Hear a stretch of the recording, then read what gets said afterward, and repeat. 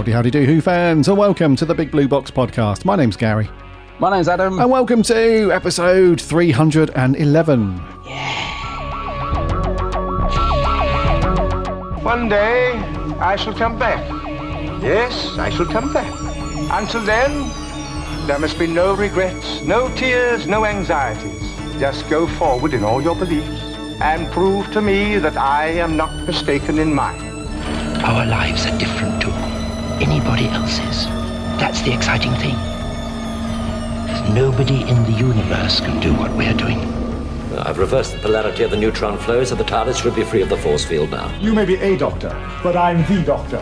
The definite article, you might say. The trouble with time travel is, one never seems to find the time. Change, my dear, and it seems not a moment too soon. Unlimited rice pudding, etc., etc. I am the Doctor! For now, for this moment, I am the Doctor again. The ground beneath our feet is spinning at 1,000 miles an hour, and the entire planet is hurtling around the sun at 67,000 miles an hour, and I can feel it. We're falling through space, you and me. People assume that time is a strict progression of cause to effect, but actually, from a non-linear, non-subjective viewpoint, it's more like a big ball of wibbly-wobbly, timey-wimey stuff. I could be a curator. I'd be great at curating. I'd be the great curator. I could retire and do that. I'm the Doctor. I've lived for over 2,000 years, and not all of them were good. I've made many mistakes. It's about time that I did something about that.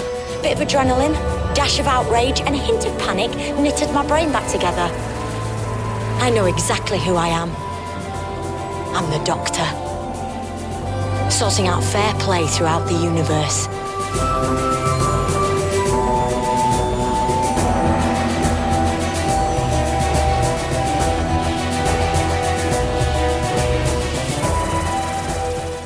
Hey, Doctor Who fans. Welcome back to another week, another episode. It's good to have you here, as always. Hope you're all keeping well and safe. You've had a cracking week, and that you've all managed to do something Doctor Who related. Related, yeah. You might not have done something related until today. This is Thursday, the 13th of May. It's an important day, as a certain Doctor has come back. Not on TV. We must stress that. You must stress that. Sorry, Chris. I know you listen. We're helping you out. We're emphasising this for you. Not on TV. Audio only. That's never going to get old. The Ninth Doctor's back, dude. Have you downloaded your MP3 already? I haven't, but I shall be doing so the second we finish recording. I thought I'd give it a while because everybody I know, like in every chat that I'm in on Facebook, are all saying the same thing.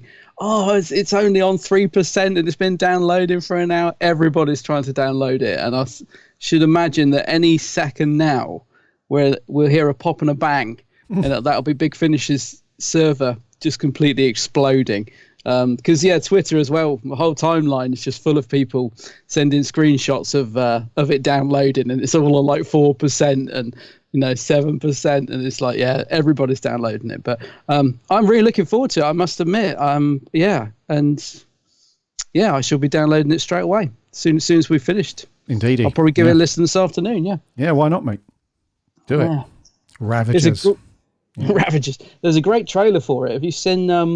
I assume it's just come out this morning because I hadn't seen it till today. But BBC retweeted a Big Finish trailer. Mm-hmm. For the set. It's really good. There's been a couple of trailers for this. They're really going for it, and rightly so. I think it's great that they've got Chris. But it's a really really well produced, classy trailer. Like Big Finish are really knocking it out of the park, and clearly the BBC are massively behind them, which sounds obvious, but I don't always remember the BBC sort of promoting Big Finish stuff the way that they do now. Like I've been with Big Finish since the very, very first release. It's the beginning, and I've seen a massive evolution over these years. But the BBC love them at the minute, which is great. So they kind of work in partnership together, don't they? But I don't know if they fund these trailers or if Big Finish have just made enough money to produce them themselves now, because they're obviously a lot bigger than they were. But it's a cracking trailer. It's great. Really, really nice trailer. Yeah, I think it came out this morning. Last night or this morning, yeah. There's a little, half a second shot of something after the trailer finishes. So if you watch the trailer, watch till the very end. Because I kept thinking, hang on, there's still 20 seconds left. What's at the end? And then you get like this, it's not even a second long. It's just a quick blink and you'll miss it shot of a certain something, and it looks cool. Looks really cool. Not going to say what it is because it's a bit of a spoiler, but yeah. Yeah. So it isn't a bit of an important one, isn't it? Because we were sort of falling over ourselves when David Tennant decided to come back. And I remember that first story with Donna. It was just, there was really cool hype, wasn't there? I remember the Doctor Who community basically was just really, it was one of those places where regardless of what was going on with the TV show side of things and all that stuff, it was just really cool to have a Doctor come back for Big Finish. So I'm enjoying sort of the wave of coolness, if you like, and the good vibes that are out there at the minute. So yeah, so we will give I know that our writer Jordan is listening to this story today, so we'll have a review of it up on our website shortly. But yeah, I'm going to give it a listen later, dude. But I already love what I hear though from Eccleston on audio. It does sound cool. It does, yeah. I think people were slightly worried that unusually his voice sounded slightly different on the first trailer they released, and we couldn't quite put our finger on it, and people were a bit worried. And it seems strange because out of all the people, you'd assume that Chris's voice would be the same as it was, on the TV. It's not been that long. But I was going to say from the new trailer, he's sounding good. So yes, yeah, looking forward to that later on, mate. Indeed. Very much so. Yeah. Yeah, we haven't got any news to speak of this week. The only thing that we will touch on is we're aware, obviously you guys are aware of it as well, the stuff that's going on in the news at the moment with Noel Clarke and John Barrowman. So we're not going to comment on that stuff in detail. That's we're not into that stuff here.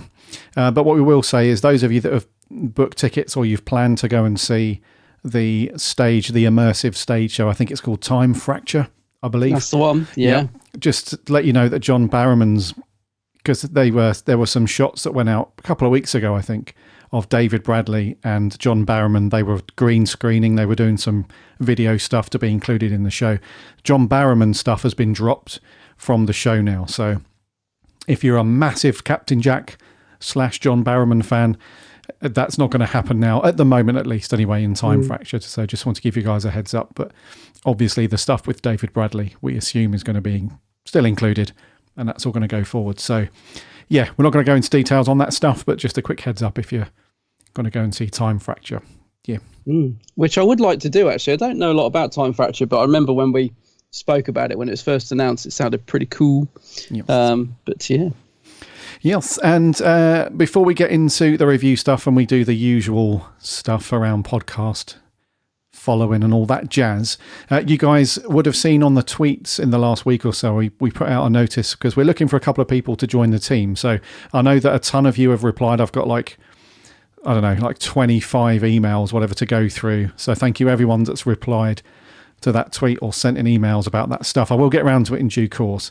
I'll just have to go through it and contact you guys and go through all that stuff. But thank you very much. And those of you that have not seen it, go and check out our Twitter feed. There's a post somewhere down there around joining the team.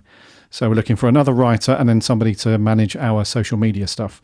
So go and check that out. It'll be good. But thank you so much to those of you. I've not forgotten about you. I'm not being rude. There's just been loads that have trickled through, and I'll get around to you guys and reply. And as always, before we get into the review, before we carry on, remember to follow and listen for free to our show on whatever podcast app you get your podcasts on. Just do a search for the Big Blue Box. You'll find us on there. We'd love to have you as a follower so that you don't miss a show when it lands every single Friday. And if you've got a minute to leave a review and a rating, you can do that on things like Apple Podcasts or on the website Podchaser, which is a really big, popular sort of directory for podcasts. If you've got a minute to do that, if you like the show and want to leave a review, that would be awesome because that helps us out loads and loads. We're on the socials too, Instagram, Twitter and Facebook. Do a search for us, or there are links on the website, which is bigblueboxpodcast.co.uk. You can listen to all of the shows on there as well. Plus, you can listen to all the you can read all of the reviews and articles from our writing team on there as well. And we have a free Discord server. There's a link on the website. 30 seconds to sign up for that. Come and hang out with other Doctor Who fans. There's loads of chat happening on there today about the new 9th Doctor story, as you'd expect from Big Finish. So loads of friendly people there. Come and hang out and chat Doctor Who. And lastly... but not leastly... lastly, there will be no show next week. I'm really busy. It's my fault. I've got a really busy week with work next week and so on. So it's going to be difficult for me to record. So no 3/12 next week, but we will be back the week after. So that should be good. Fingers crossed anyway. We'll be back the week after. So just want to let you guys know that. And breathe. And breathe. That's all the updates and everything done. So, dude, let's crack on with our review immediately. Yes. What have we got? So yes, dig out your totem poles. It's the Curse of Clyde Langer. Isn't it pretty? I think the word you're looking for is creepy. Do you know anything about curses? Native American curses. All day, every one of my friends has been turning against me. Run, we're mates. I hate you! Get out! I think there's something wrong with my name. It's like it's cursed. And that's what I'm going to do to you. I don't ever want to hear his name again. I don't understand. What did he do to upset you so much? He was your friend and Sarah Jane's, but no one could give me a reason why you all turned on Clyde. Everything you ever were, everything you ever wanted to be, it just gets worn away till there's nothing left.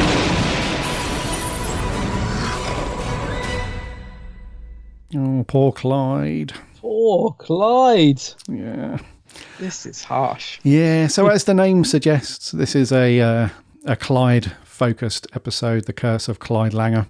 And it was first broadcast, so part 1 went out on the 10th of October 2011.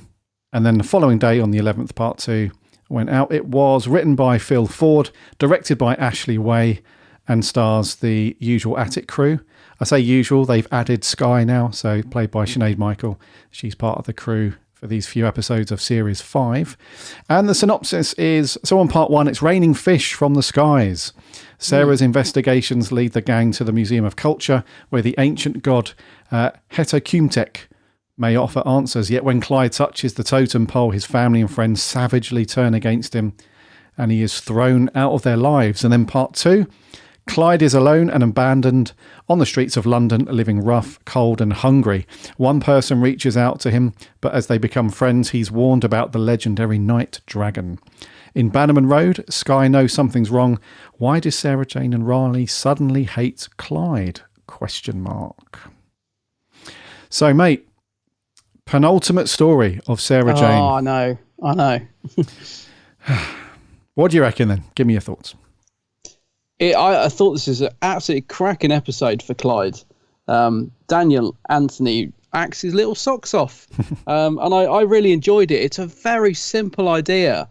And I was worried if it would, if they'd be able to sustain that for both parts. I thought maybe it would get a bit, tiresome of them, because every time someone says Clyde's name, they turn against him because of this curse.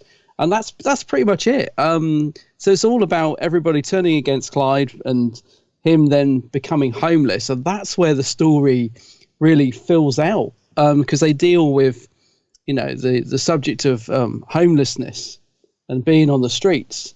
And they do it in such a good way. It's not like, it feels very natural.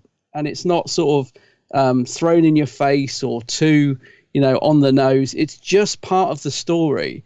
And he just, because he befriends this girl and they start to like each other, and there's a really nice couple of scenes between him and Ellie, played by Lily Lovelace. So because you get that added into the mix, and you really feel sorry for Clyde, because everybody's turning against him without knowing why, apart from Skye, I just found it a really good watch. And it's one of the more darker Sarah Jane episodes. It's definitely one of the more adult, but it finds the fine line between being, just adult enough to be still on CBBC, but not too much.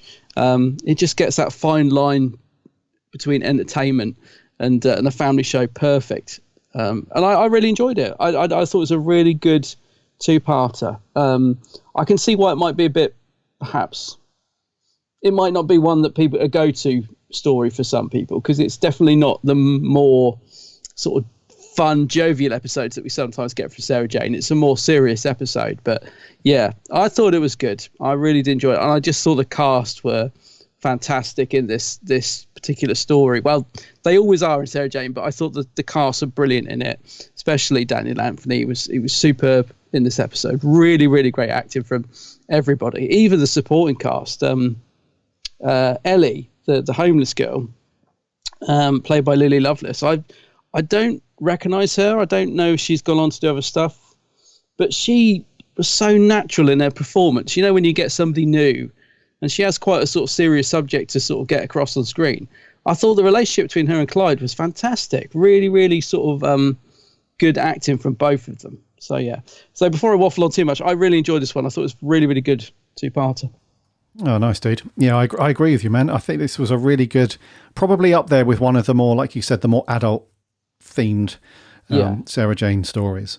But that's not a bad thing. I think every now and then it's good that the writers, who was it? Phil Ford, wasn't it? Yeah. I think the writers, when you can only do so much to appease the real younger audience, you know, because they have to remember that because this is linked obviously very closely to the world of Doctor Who and the main show and so on, there are going to be maturer audiences as well. So even though it's a CBBC show, there are those elements of maturity that we've seen. Not in every episode, because I think a lot of them, as we've gone through the entire thing anyway, we have seen that the majority of episodes is just good old-fashioned alien adventure stuff, which is amazing. But every now and then they throw in these more mature ones, and I think this is potentially the most mature that we've seen all round. Because even though some of the other episodes had a mature sort of undertone to them, they sort of layered on the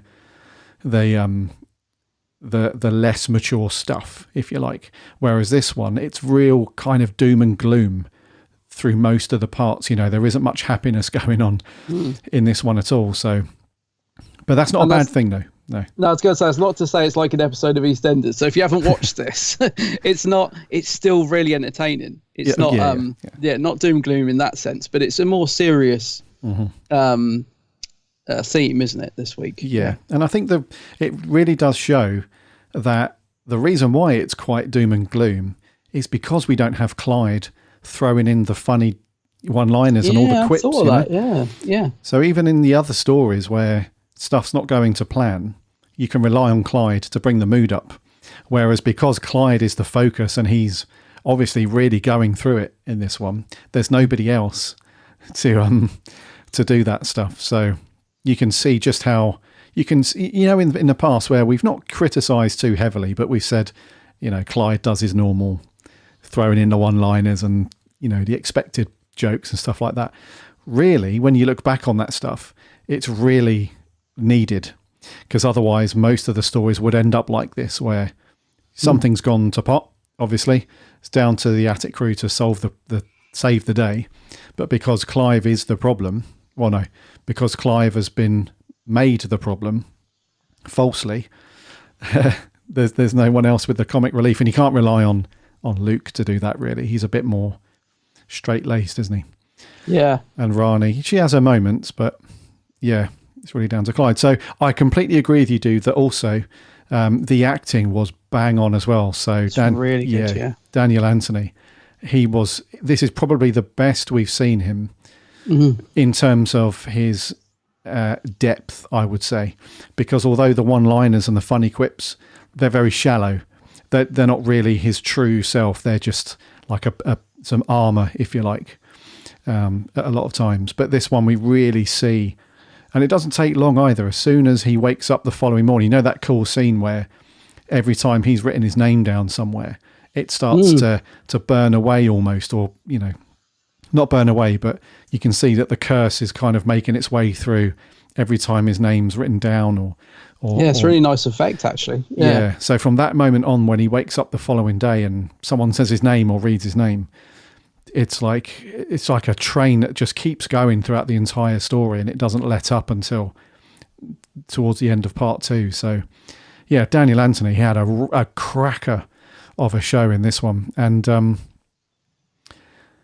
I also, so for me, I think we're on the same page, I think, in this one, because Daniel Anthony and also Lily Lovelace, those two together, they just formed a really good team together, because they've got this kind of, at the beginning, I like how the story goes from Clyde just viewing Ellie, as he puts it, as a scrounger. Yeah. Yeah. So at the beginning, that's just how they view homeless people. And that's what plays into the bigger part, I guess, of the story, of bringing that issue to light, where he just brushes her off as a nobody. She's like, have you got any change? And, you know, to his credit, he does give her a bit of change, and it's Sky that's like, why did you give her money? And he's, you know, she's just a scrounger. And then that's it. As soon as Ellie walks away and they make their way into the museum, they've both forgotten about her. It's as if she was never there. And then it sort of comes round full circle, where when Ellie does sort of take him in, I guess, you know, when it's hammering down and she comes up to him and she's like, you know, come with me. And they go to I think it's the bridge, isn't it? Under the bridge, where they've got that little homeless, almost like a little village, I guess, of like homeless people. Yeah, a little community. Yeah, community. He then starts to see, actually, these are not people that should be forgotten in an instant. These are real people going through real struggles. And I think that's what they were trying to get across. You know, that's the message. It's like, you know, these people need help. They don't need to be ignored as soon as you walk away, which is a bigger thing, you know, to play into. But the way that Clyde opens himself up to Ellie is that's what I mean, where we see the depth with his acting in this one. He can't just say, after what he's seen and after what Ellie's told him about her past and how she's ended up there and some of the other people, there's no way that he could just laugh that off with a one-liner and run away. So it's really cool. And then it's heartbreaking at the end, where even though Clyde and Rani have kind of, they've hinted in the last sort of 5 or 6 episodes, I guess, that there's something between them. They've not outrightly said, yep, they're a thing, but they've had this little look between them and they've had these little moments. So even though that's happened, you can see that Clyde maybe has fallen a little bit for Ellie, because when she disappears, you know, you've never seen him so eager to find somebody. And so, you know, so dude, acting wise, him and Ellie were like the stars of the show. I mean, the other acting was great as well. Don't get me wrong, from Liz Sladen and Geely and so on. But those two, man, real heartbreaking story as well. Oh, it definitely pulls on the heartstrings. I mean, I was quite sort of moved by the whole story, really. It's not just like a certain scene or, you know, a particular bit that sort of made me feel sort of quite emotional. It's just by the end of it, it brings home a few home truths. But as I said, not in a bad way. It's not so. I didn't sort of think, God, you know, they really hammered that point home, didn't they? It was a very natural storyline, and I totally bought into the relationship of Ellie and Clyde. And that's the thing, you've only got 2 episodes to bring them together, and they're only 20-25 minutes each, but the performance from both of them, from Daniel Anthony and Lily Lovelace, is absolutely bang on. You really buy into the fact that over this short time they bond quite quickly, and she loves his artwork, and when he burns it, I was almost screaming at the TV. I was like, no, Clyde, don't burn your comics, they're really good, because he's an artist and his artwork's really cool. But then there's other elements thrown in that I thought just really brought the story up a couple of notches. So like I said, very simple storyline. You got the curse, you've got the homeless subject, so you put those two together, that's all working really well. But then there's a few other things thrown in. So they keep mentioning the night dragon taking people away, and you're thinking, what's this night dragon subplot? Is there an alien thing? Is it to do with the totem pole? Is it to do with the fish falling from the sky? What's this night dragon thing all about? And then it all comes full circle, and what the night dragon is, it's just the truck that comes and takes selected people away to give them a second chance, they say, don't they? So you get the heartbreak of Clyde being sort of taken away at the exact wrong moment from Ellie, because she goes off to get a coffee and Sarah Jane's like, come on, Clyde, we know how to solve it. You've got to come with us now. So he has to go. And he's like, but she's going to think I've just run off. They're like, but you've got to come now. So you know at that moment that it's all going to go wrong for poor Clyde. And it does. So he then tries to find Ellie, can't find her anywhere. And I love the fact that the story just comes full circle, because he's given a false name from a pizza box, because obviously he can't tell her his name, because then she'll get the curse. So then it turns out she's given him a fake name because he sees it on the poster or whatever. And then you see the Night Dragon truck, which actually is just something that actually helps homeless people. It's, it's just what it's called. So I thought that was just brilliant storytelling. These things that are thrown in to sort of throw you down the wrong track, if you like, turn out to be actually good things. And I just thought, it really pulled on my heartstrings. When you saw the Night Dragon truck and the guy was like, that's when we get a second chance, is when that takes us away. It's actually taking him to another part of the country to try and make a better life for themselves and all that sort of thing. I just thought it was really, really well written. It just, as I said, pulled at the heartstrings. I thought, that's really good.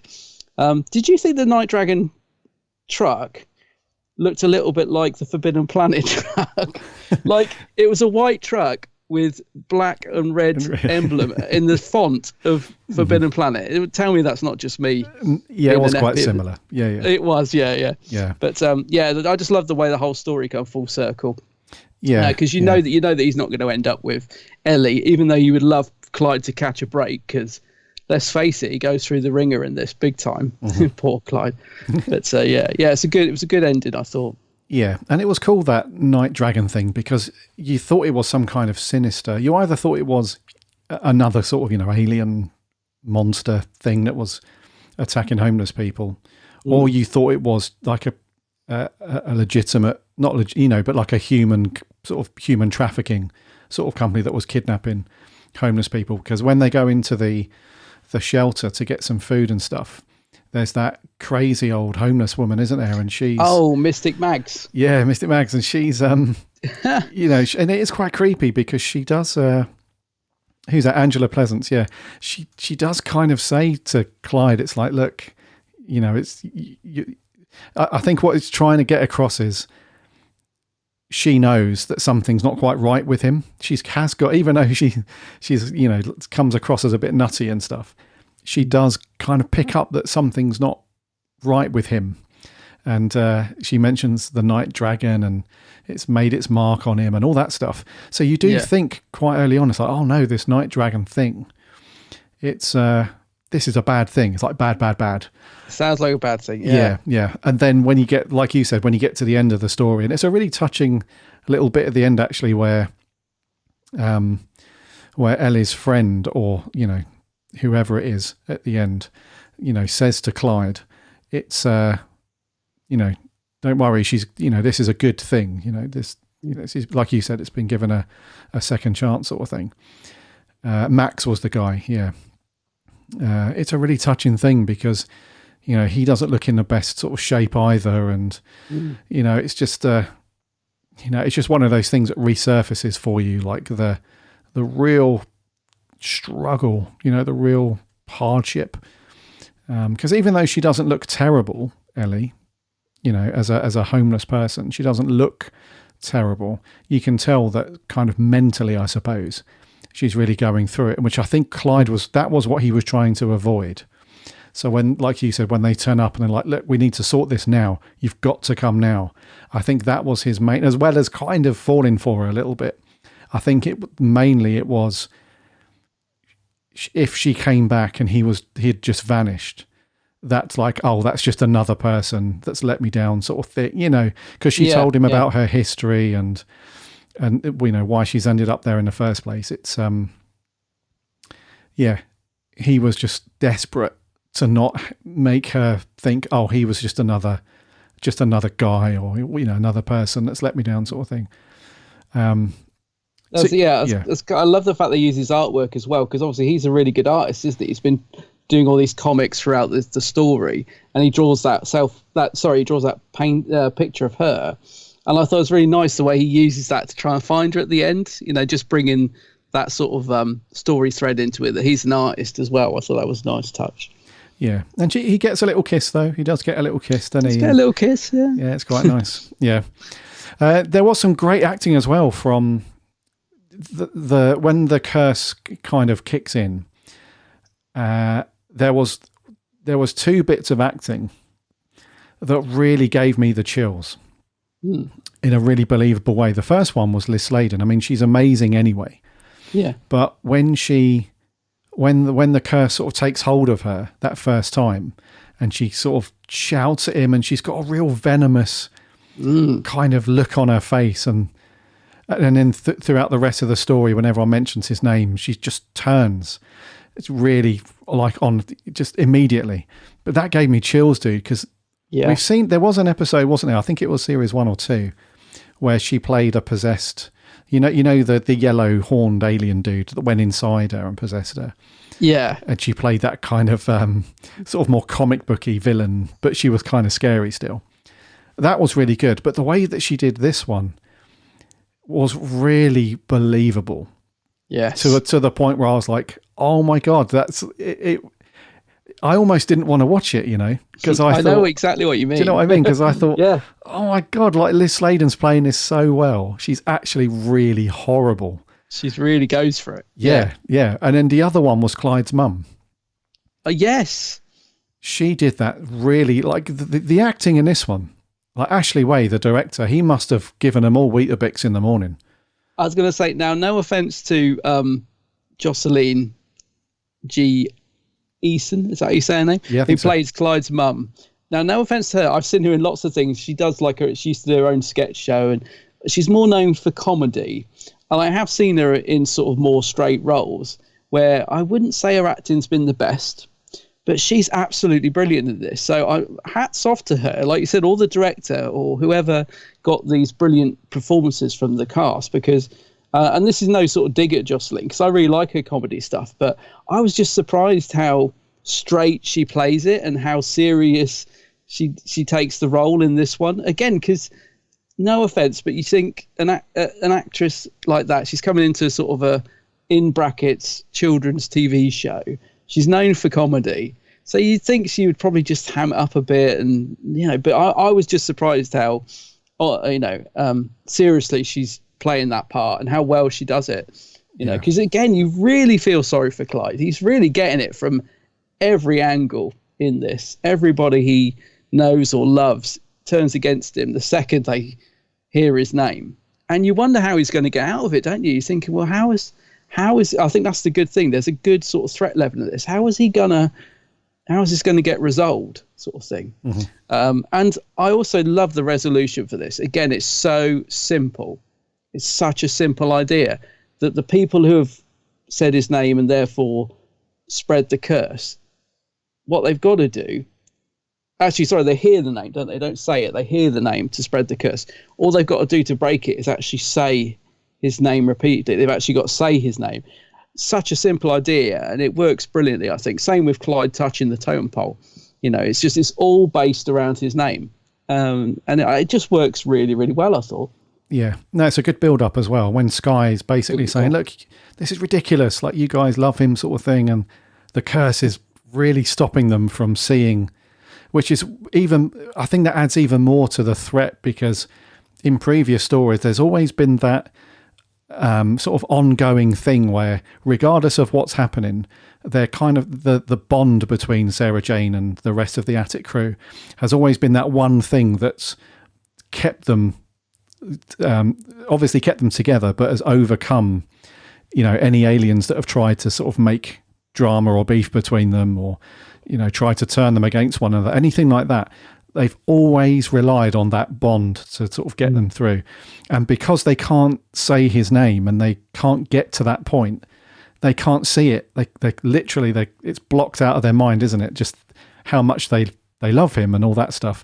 So when Sky is really, doing it. And even Mr. Smith a few times is like, I must admit, Sarah Jane, your brainwaves are, whatever, when you mention his name, but no, it's fine. So he knows that something's up as well, but because he has to follow orders, he can't, Sarah Jane just like, oh, shut up. So he can't do anything either. So that all adds to the, like you were saying, how is he going to get out of this one? How is he going to do it? So fair play to little Skye. She bullies them into saying the name, which is like you said, simple, but it works.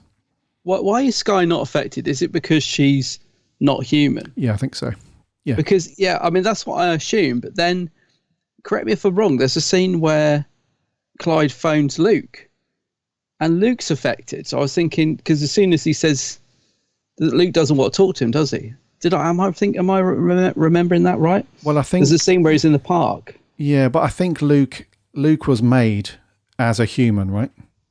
Yeah. So whereas Skye is an alien from another world completely.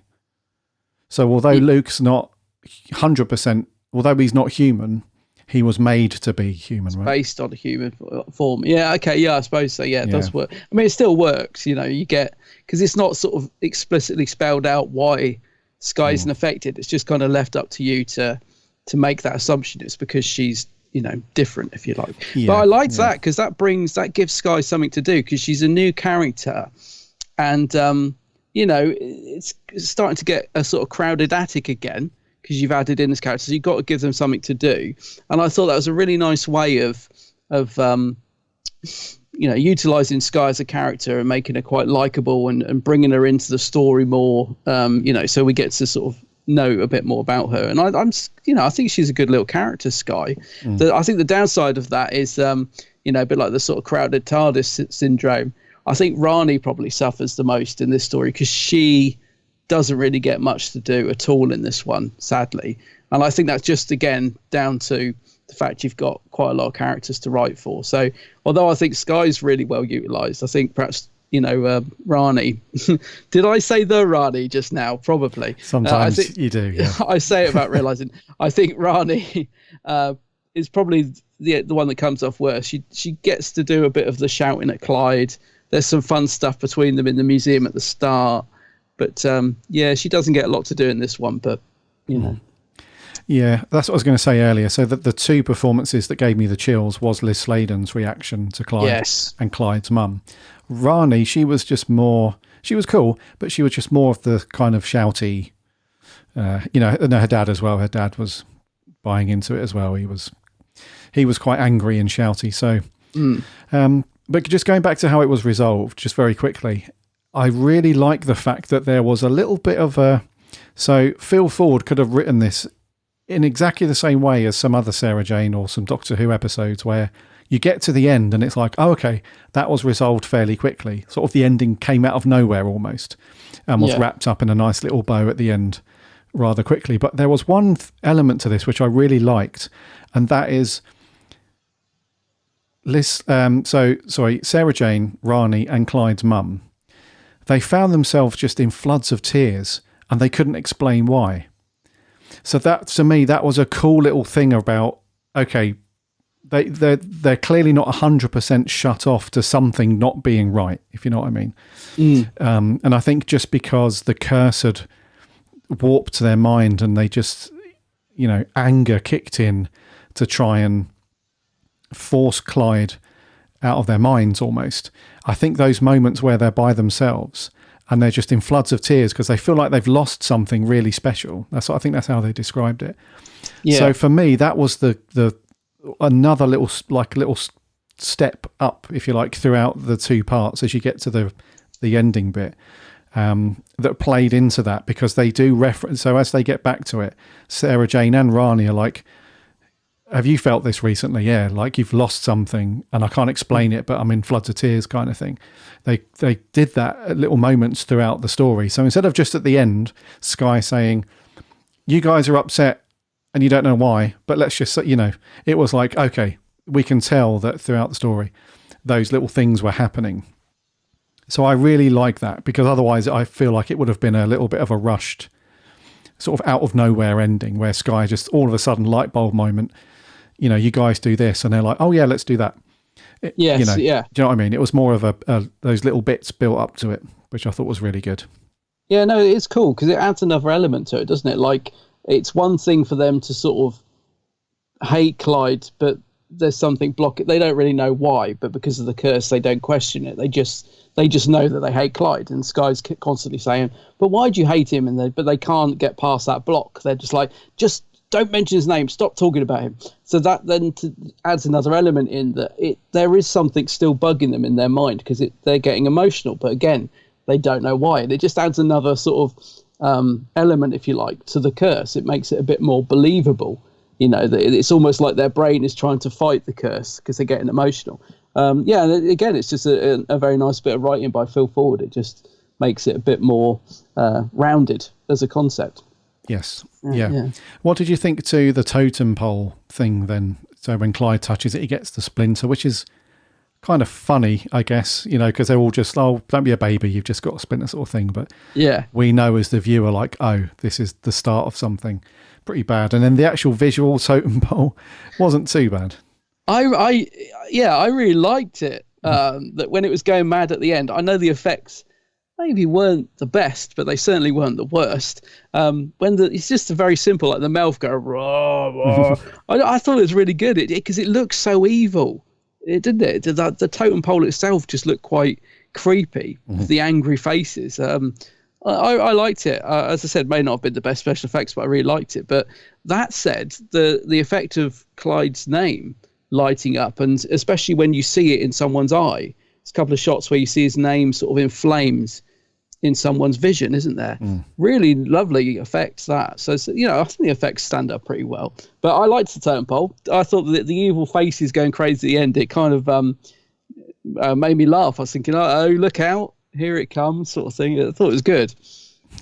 Yeah, it was cool. I like that because it kind of morphed, didn't it, towards the end of the story to be just these scary faces with the red eyes, and they're like, I like that we got to that point later on in the story, because if they'd have done that at the beginning, it's almost one of those things where, you know, in a story when you're watching a film or a TV show and you can tell that the prop or whatever it is looks really creepy and you know that something bad or evil is going to happen, but yet the stars, the actors, you know, the way it's been written, they're just interacting with it like it's nothing. Whereas I like the totem pole that as you see it first up and throughout the first or the 2/3 of the story, it does just look like, you know, an old sort of Native American thing. You know, it looks like as it should look in a Native American exhibition in a museum, which is cool. Because I think if it had have looked like it did at the end, at the beginning, then it would have been more too obvious.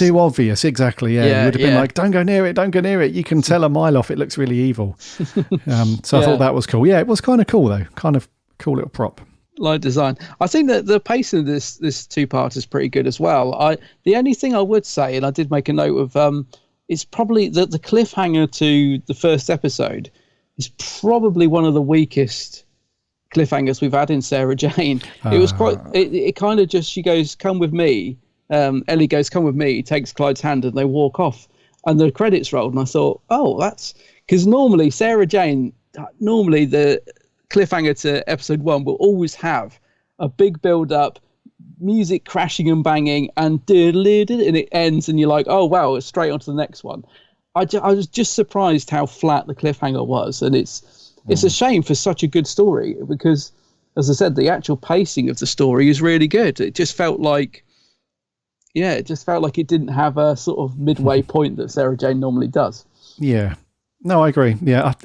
The other thing as well, it had this weird kind of breaking the fourth wall thing at the very beginning as well. So after Clyde does his normal intro, this is Bannerman Road. And this is where Sarah, you know, after we have that bit, he's sitting in the rain, doesn't he? And he's talking to the camera. And he's like, where were you the day of the storm with the fish? Oh, yeah, I forgot that, yeah. And I think it was later revealed that he was talking to Ellie at that point, but it looks like he's talking to the viewer. Oh, yes. Yeah, I hadn't really picked up on that, yeah. Yeah, it's like another fourth wall thing, but they kind of explained it away at some point and said he was talking to Ellie. But yeah, the cliffhanger is weird because they're both very downbeat. So the opening to the story is very, you know, it's quite depressing in a way, and then the cliffhanger. It's not really a cliffhanger though, is it? It's just Yeah, I know what you mean. It's just quite unusual for Sarah Jane, isn't it? Normally, it's all banging and crashing, and how we're going to get out of this sort of thing. But that's okay. It's good to have something different. Was Clyde reading? He's doing his comic at the start. Yeah, he's drawing his comic, but he's actually hidden it under a book. Mm-hmm. I think the book he's hidden it in is the French Revolution book. Yes, which is a bit of a throwback to Unearthly Child, isn't it? So again, just a blink and you'll miss it. But I just love the fact that Sarah Jane always does this, throws in these lovely little nods to, Doctor Who, which if you pick them up, you pick them up. But if you don't, it doesn't make any difference. But I know, I thought it was. But again, it was a bit of a blink and you'll miss it moment. But yeah, so it was then. I was right, because I should have gone back and checked, but I didn't. Yeah, no, you're right, dude. Yeah. The French Revolution, I think, being also the First Doctor's favourite period of Earth, I think. Oh, right, okay. Yeah. Talking of books, it's really funny when Sarah Jane's reading the Ealing Echo, the newspaper, the headline is Fish Flingers. Yeah. Which is expected, I guess, for Sarah Jane. And it was cool for comic book fans as well. So Clyde mentions Batman, he mentions Stan Lee, and yeah, it's cool for that stuff. Yeah. So there's still some good little. I mean, it is more dark in tone. It is more serious in tone, but there is still these little, fun moments in it. It's not a slog, is it? It's definitely not a. It's not a depressing episode to watch. It's just one that is more darker in tone and pulls at the heartstrings. But there's still lovely little moments in it, isn't there? Like the moments we've come to expect from Sarah Jane, sort of thing. Yes. No, I agree, dude. And then lastly, we had a short sort of outing from Sarah Horton. She played Dr. Madigan, who's in the museum, and she kind of does the exposition stuff for us. So instead of Sarah Jane doing that with Mr. Smith, it's the curator, I guess, of the museum. She's telling us about the curse and the totem pole and the Native American stuff and, Hatukamek and whatever it's called, So we're getting that information from her, which is kind of cool. And see, I thought in the first 10 minutes, I thought, she'll turn out to be a baddie. Like normally the sort of the traditional Sarah Jane type story is they introduce a character like that and they turn out to be the villain behind the piece. And obviously I've never seen this story before, so for the sort of like when she's first introduced, I thought, is this the villain, is it? And of course she's not at all, is she? It's another sort of doppelganger. She's actually just she is who she says she is. She just works in the museum. So there's lots of little bits like that where it totally goes against what we've seen before in Sarah Jane, which is absolutely brilliant. This is why the show is still fresh, and in series 5, series 5, and I know we're coming to the end of Sarah Jane. We've only got one story left, but to me, it still feels like there's so much life left in this series. It doesn't feel to me like they're running out of ideas or they're recycling old ideas. It still feels like they're just trying new things, and it has got a different tone to what we've seen before, and all the better for it, I think. Yeah, I completely agree with that, dude. Yeah. It doesn't feel like it's reached, like with some TV shows, it does feel like it's come to the end of its life, and or maybe even before that. There are some TV series where you think, they probably should have stopped, 1 or 2 seasons before where we are now. But it doesn't feel like that with this. It does feel like there's genuinely probably another 2 or 3 series, could have been, in it. So yeah, man, I agree. And then music-wise, not too bad with the music. Nothing stood out to me, but it wasn't terrible. It was just expected. Sort of Sam Watts doing the usual sort of atmospheric stuff, and so nothing crazy there, but not too bad. No, I liked the music in it. It definitely works for the story. Like I said, my heartstrings were pulled at the right places, and I think the music helped with that. But nothing really stood out. It was amazing, but it was good. Yeah, good music. Yeah. Okay, I've got nothing else on my notes, dude. Have you got anything else? Just having a look. No, I'm just laughing because I've got Mystic Mags written in big letters for some bizarre reason. And she's only in it for such a small scene as well. I don't know why I wrote her name down. I think it's just because I like it when we get characters like that introduced that just balmy one-off characters. A bit like that. Who was that guy in the other episode when Sarah Jane said she'd fix his television or something? That, yeah. You just get these odd little characters that they throw in, and I really love that. But no, I don't think I've got anything else to add, really, particularly. Okay. I think it's you to go first for scores. Yeah, I'm going to give it an 8 out of 10. But that's a strong 8 out of 10. I thought it was really good. I'm only really knocking a point off and stuff for the cliffhanger, which I thought was weak. And that's really the only downside, actually. I can't really think of anything else that I thought, was bad. But yeah, it's a good one. 8 out of 10. Okay, cool. I'm going to go with an 8.5. Oh, I'm going to give it a 0.5 as well then. Because I was having an hour in whether to, because I was thinking, what am I knocking 2 points off for? Go on then, I'll join you. 8.5. I knew you would. I was thinking, will he give it that 0.5? Yeah, I was thinking of giving it a 9. But then I thought, well, I've rated other stories a 9 or 9.5 that are a bit stronger than this one. So it wouldn't make sense to do that. But to be honest with you, dude, most of that score is Daniel Anthony for me. Most of that score is for that. And then the rest of it is for Lily Lovelace. I thought those two just had such a good on-screen bond, and the chemistry was really good. Plus, I just thought from an emotional maturity level, it was a really great story, really well written, and the other performances as well, just banging, just was so good to watch. So although it wasn't the happiest of stories to watch, it was still a really, really good one. Really good watch. So a strong story. I just want to quickly echo what you said about Daniel Anthony, because he is often written as the sort of the light relief in Sarah Jane, and he always does that really well. He always acts that really well. But what happens in this is we get to see what a great actor Daniel Anthony really is. Like, they've really given him some good meat on the bones to work with in this script, and he absolutely delivers. And the same with Lily Lovelace. I don't know where she come from. Normally when you get a new character introduced, a new actor, they've got to settle in, or they might be a bit ropey. She absolutely, it's like she's been in the show forever. It's been a brilliant performance from those two. But yeah, the whole cast are great, but they definitely stand out. Yes. Absolutely, yeah, both really, really good. Agreed, man. Yeah. Defo. Right, what did our awesome listeners think? We had a few in this week, which is good. Ooh. Let's kick off with our usual from Down Under, Sammy Satine. G'day, Gary and Adam. Sammy Satine here. So, the Curse of Clyde Langer. It was meh. I'd forgotten the whole raining fish thing, but really, a cursed totem pole gives Clyde a splinter, so then everyone hates him? Really? These guys I know can come up with more interesting storylines than this. It bugs me that this is the second last SJA story, and it's a fizzer. I give it 4 out of 10. See ya. A fizzer, oh dear. Says Sammy. Sammy, not feeling it. Oh dear, Sammy. You're not feeling it at all. Wowzers. Yeah, a fizzer, says Sammy. Thank you very much for your opinion, though, Sammy. It's all good. Moving on, this is Joe Turner.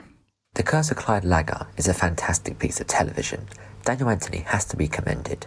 His performance was so mature and genuine, he was able to provoke such empathy from the audience, and it has to be his best performance in SJA. I love how it also raises awareness about homelessness, and that actually we should seek to help the homeless rather than just ignore them.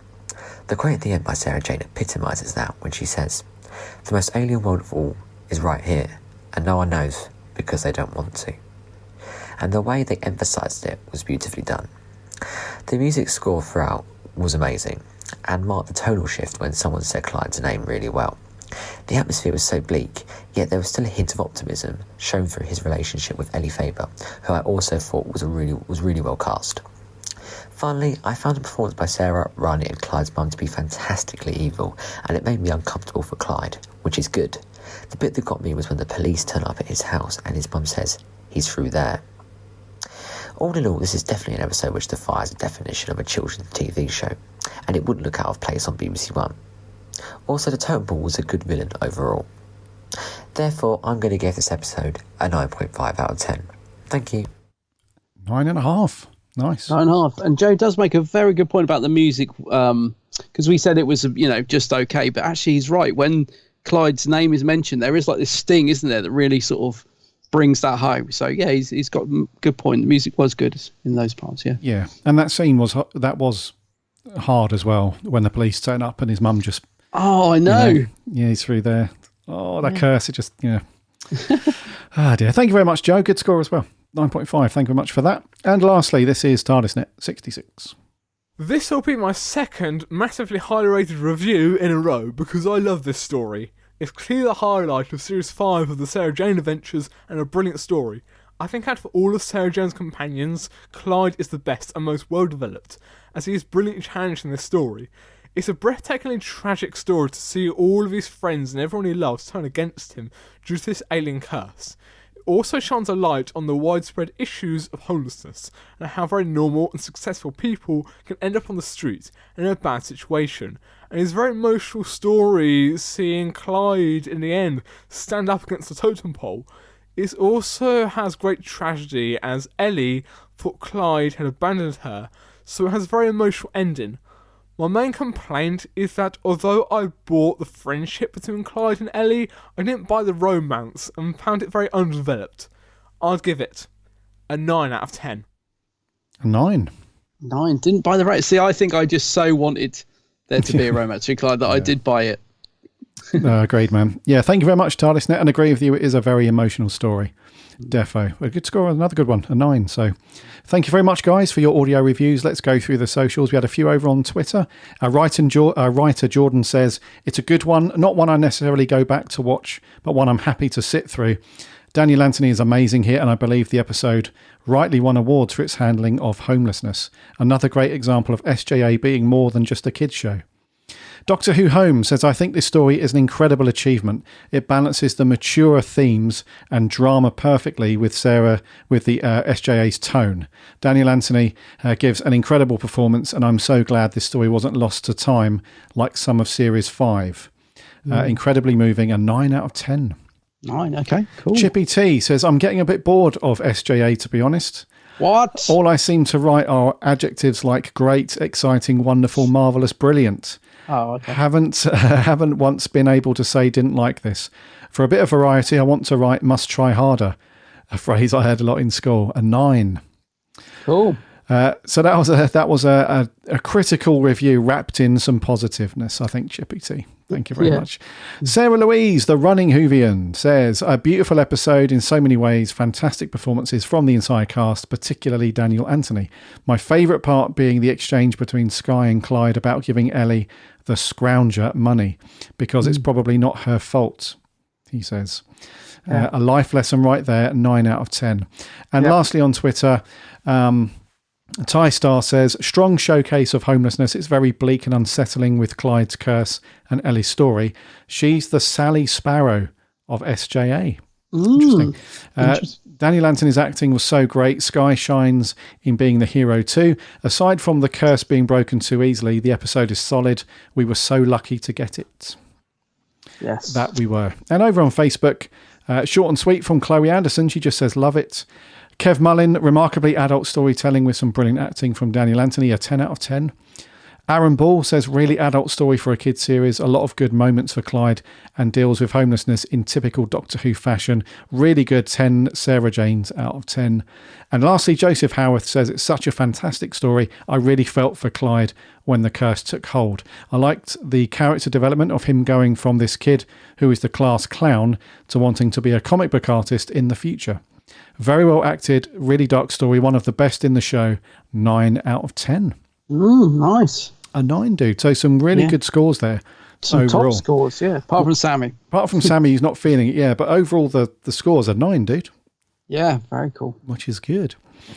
Rightio. So as I mentioned earlier, we have no show next week, but the week after when we return, we're going to keep the schedule as it is, alternating between the various shows. So when we return, dude, what have we got to review then?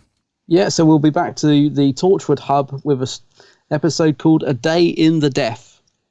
A Day in the Death. What a strange title. Death. Yeah, so they get these titles. Yeah, this must be. Yeah, so this is the follow-on, isn't it, for when we did Dead Man Walking? Of course. Yes, right. Of course. So yeah. Is Martha in that one then? She's still lingering around Torchwood? I think she is. Yeah, I think Martha's in this one. Yeah. Okay. I believe so. So yeah, back to Torchwood when we return the week after next. And I think we're going to wrap there, dude, for 311. Alrighty.